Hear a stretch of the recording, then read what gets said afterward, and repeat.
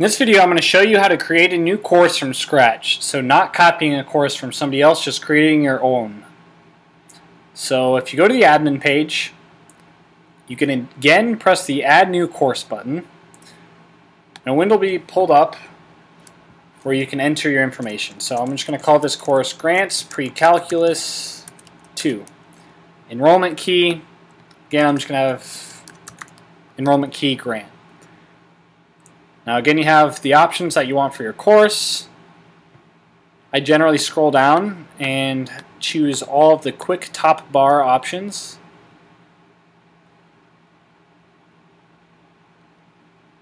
And then hit submit.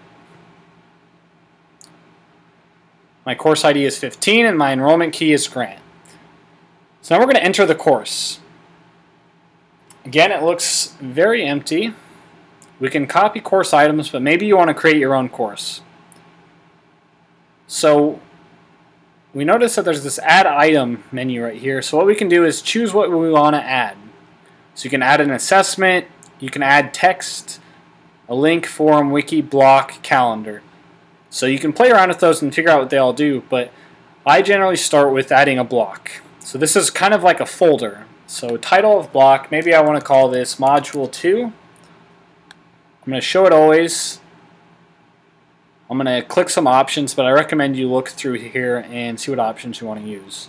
If you want to change the color of the folder, you can do that. So maybe I want to change this to cyan background, pink text, and a red background. So if we create the block, we'll notice that there's a folder here. If I drop this down, I can add items into this folder. So maybe I want to add an assessment, and we'll call it Module 2 Investigation 1 Homework. You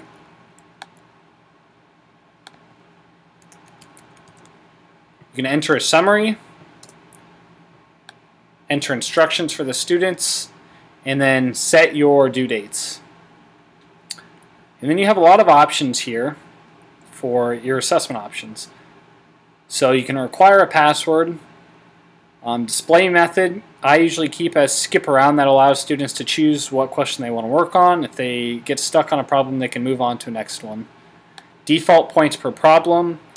You can set how many points each problem is worth as a default. And you can change this later if you want to make some problems worth more than others.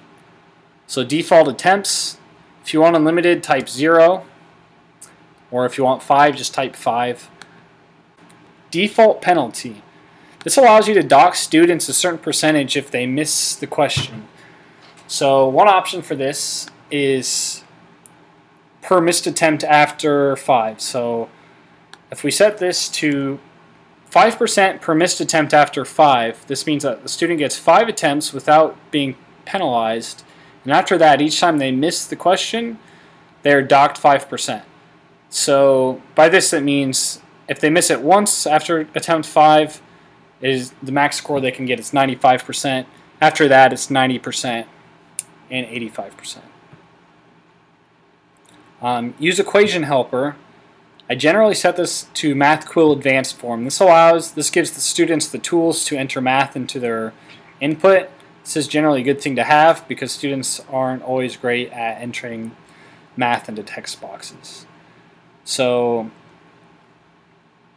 show answer entry tips. I like to turn this off. Late passes, none. And then gradebook category, you can set a gradebook category, which I haven't talked about yet, so for now we'll just put it as default. And then the advanced options, I usually don't touch these, they're always set to what I want them to be. And then I hit create assessment. Now you're at the assessment page, which I will talk about in another video. Now you can continue adding assessments or forums or whatever you'd like to this folder. Or you can copy assessments, which is a nice thing to do if you want to keep the same settings and just change the name of it. So this, I could just change this to Investigation 2 Homework. Save my changes, and then I'll have a copy, except now this one is titled differently and we can change the questions in it. Now again, you can add another folder, add an assessment out of here, whatever you'd like to do.